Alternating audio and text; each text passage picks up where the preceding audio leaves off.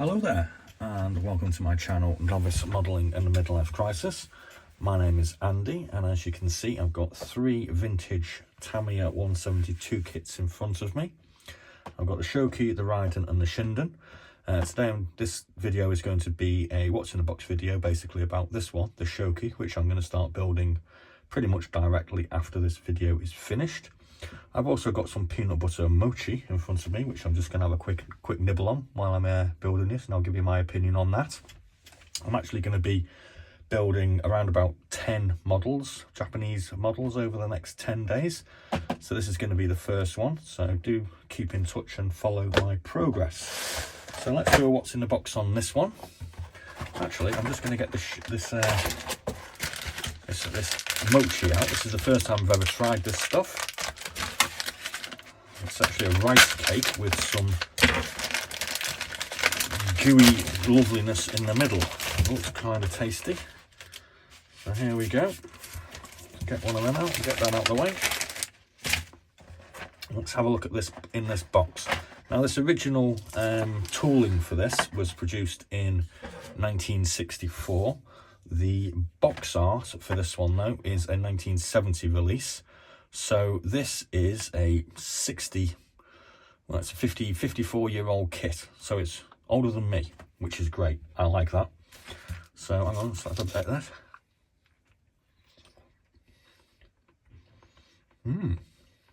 That's my first taste of mochi. It's kind of gooey. It's kind of nice.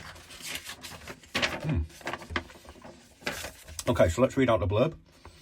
In 1924, the Japanese army ordered the Nakajima airplane manufacturing company to manufacture for a trial high-speed heavy fighter KI-44.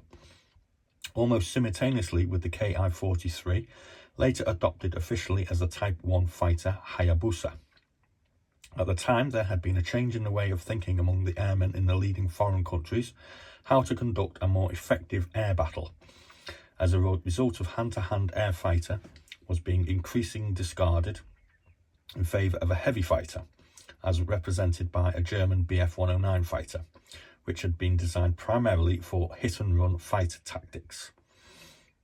The KI-44 was a Japanese fighter designed to follow this changed line of thinking. Since, however, there was no appropriate one at the time for its engine, the KI-44, I'm reading this as it's actually printed, it doesn't make a lot of sense. The KI-44 employed an emergency substitute primarily designed for a heavy fighter. Due to a large diameter of this engine, it happened that the Shoki, which was later developed from the prototype KI-44, had been characterized by its top-heavy shape of fuselage. Also, to get high speed, its wing area was drastically reduced and the butterfly-shaped Fowler flap was fitted at the rear edge of the wing to facilitate better performance during takeoff, landing and air battle. Although veteran pilots who got so used to the light and nimble Type 97 fighter generally inclined to keep away from such a short-range, high-speed heavy fighter as the KI-44, younger pilots who as yet had few experience with the older plane hailed the newcomer as a much advanced one. The KI-44 was soon adopted officially by the Japanese Army as the Type 2 single-seat fighter Shoki. The plane had been active in the Burma-Malay Theatre at the start of the Pacific War, while in the latter period over the Japan mainland as an interceptor fighter. So as you can see, we've got four different colour plans here for camo. These two are camouflage. This one is a plain colour, and this is the one as on the cover art. I kind of like this whole red line going on, so I think that's the one I'm going to try and paint it. I say try because that kind of looks kind of difficult. Moving on to the instructions, they're pretty basic. We've got three windows. Firstly, we're going to put the wings and the landing gear together. Then we're going to put the fuselage together. We're going to put the pilot in and the cockpit cover. And then we're going to put these two parts on here, which I'm going to hazard a guess that they're bombs, so they could actually be exterior fuel tanks. Doesn't really say. So, oh yeah, auxiliary tank. So they're auxiliary fuel tanks. Thanks, Tamiya, that's good to know. So there we go. Now this actually came sealed in its original packaging. So I've actually taken it out. It originally came with this little cover piece on. As we can see, we've got the decals here, which unfortunately, due to the age, are discoloured. I'm going to try leaving these out in some sunlight, and hopefully that will bleach them out a little bit. And that's going to take a few days, so we're not going to get this transferred up today, unfortunately. But I am going to try and have a go at getting it built and painted. Now, the first sprue we're looking at is obviously the wings and the flaps. Strangely, we seem to... Oh, yeah, there we go. So basically, they got to be glued together. We've got some interesting marks here, which are probably mounting points. The detail is, it's there.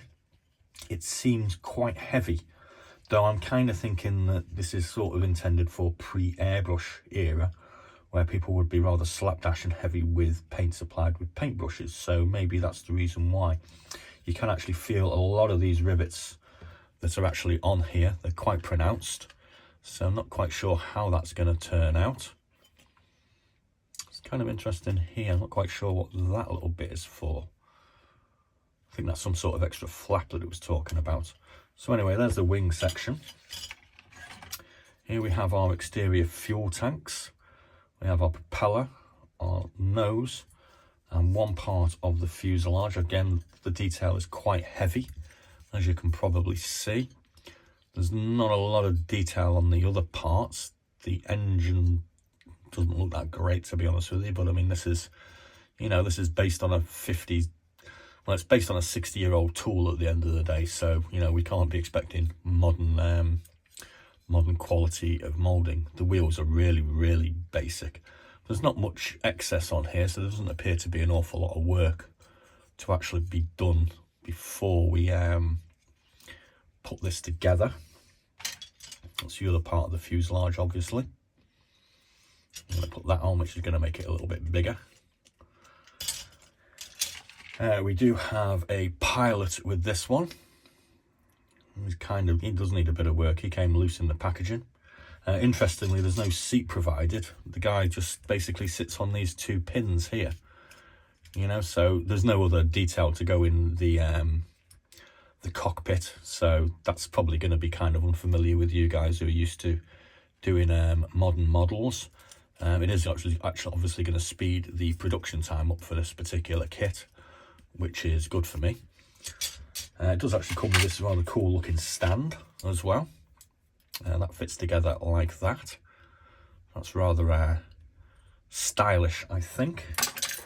And here is our cockpit cover. It's not the best looking thing, but it's not too bad. I'm just going to have a bit more of this peanut mochi. Yeah, I'd highly recommend it if you can find some of them. They're worth a munch on. Right, so let's just put these back in. Like you may be aware, god damn, that's good. I'm actually going to build 10 models, and I'm asking for your help as to help me select which ones we're going to build. We've got this Nakajima Gecko. We have a Hasegawa Hayate. We have this Yokosuka Judy. And we have a Kawashini Shion. We have this KI-44 by ICM. We have a Mitsubishi Zero. We have this Kawanishi Shiden. An Aichi Nanzan. A Kawasaki Hanin.